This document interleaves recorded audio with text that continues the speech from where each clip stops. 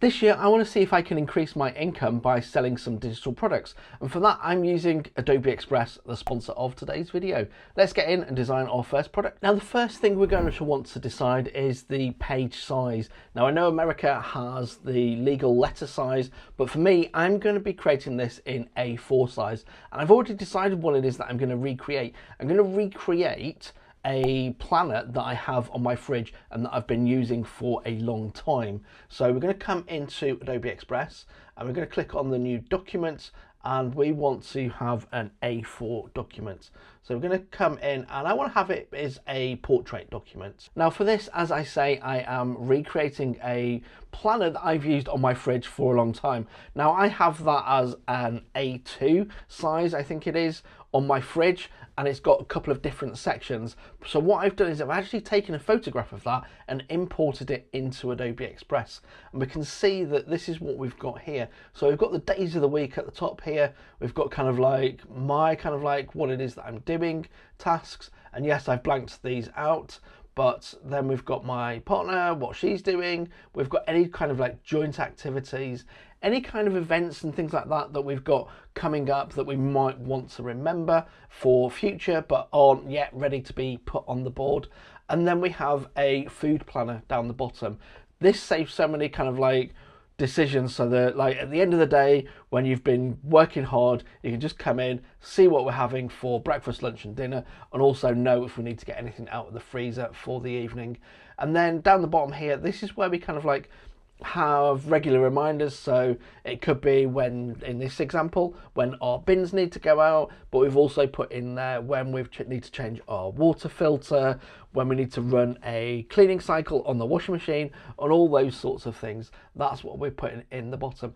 But let's dive in and actually recreate this. Now, when creating this, there's a couple of things that I wanted to consider, and that is, number one, I'm going to be printing it off potentially, so I want to make sure that there's no kind of like bold colours on there. I want to keep it kind of simple, almost monochromatic, and make sure that it's easy to print and isn't going to use up an ink cartridge every time I try and print this. And this is something to consider if you're selling a product. You want somebody that's, you know, if it's something that somebody's going to be wanting to print off, you want to make sure that it's like simple in design and not got lots of kind of like complicated graphics on there or things that are going to use up a lot of ink. Now, in order to recreate this, we're going to come over and add content, and we're going to want to add in there some sort of chart or grid. We've got all sorts of things in here.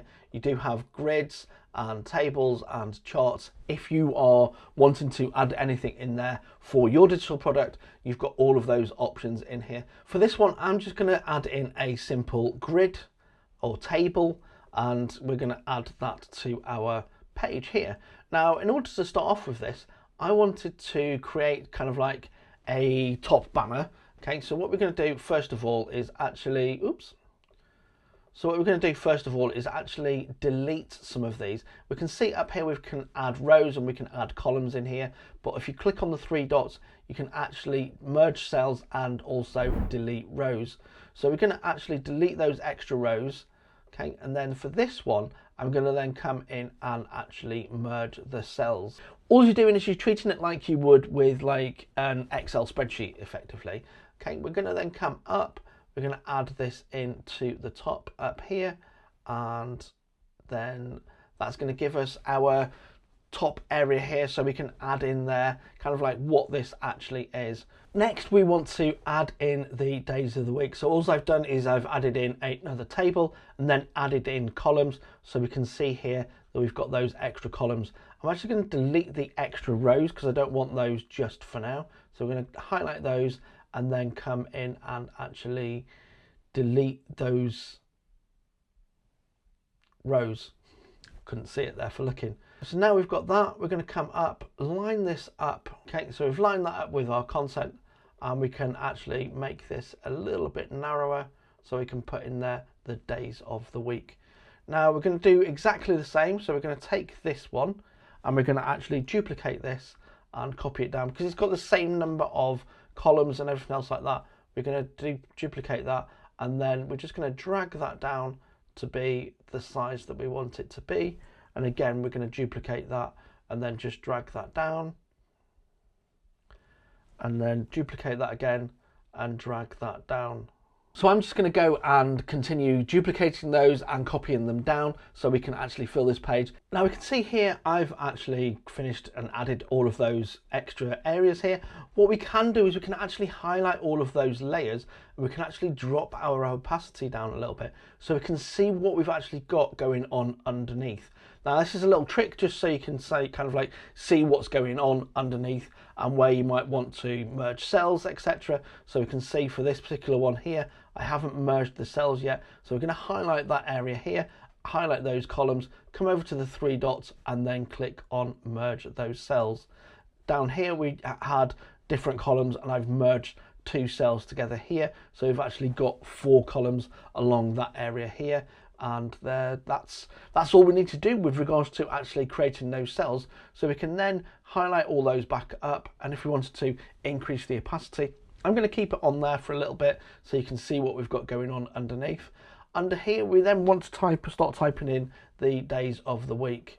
I'm going to go and add in all of these and then show you how we can actually format them and change the background colors and things like that. Now I've added in all of our tags and titles that we want to have in there.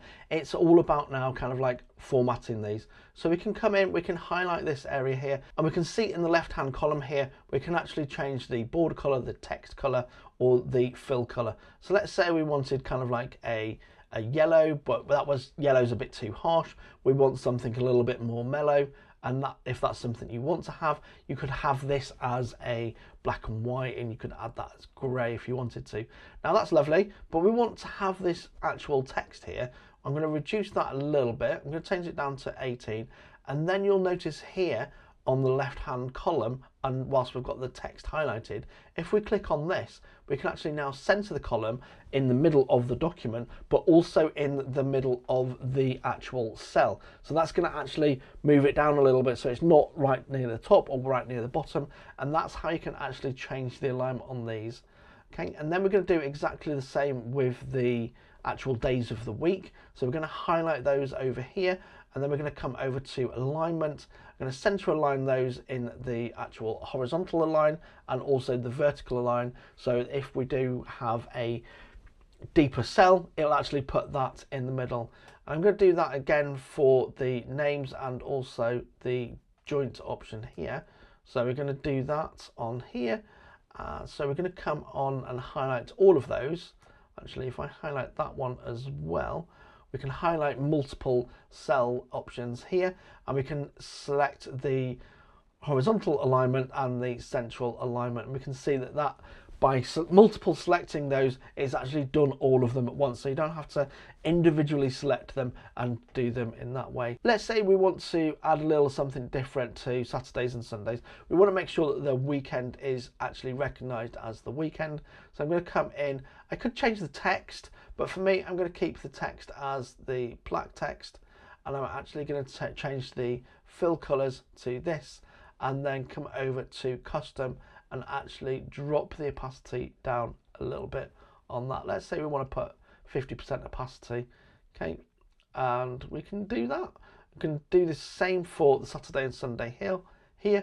We're going to use the fill color, change it down to custom, and then change the opacity down to 50%. Okay, so we've now got our document is actually starting to look like a usable document here now. So there's a couple of other things that you can do, and I've already done this. So this is the one that I ended up filling out fully, and we've got our household planner here. We can see we've got the days of the week. You can change the names and all of that. We've got things to remember. We've got Saturday and Sunday. We've got our meal planner and our ideas.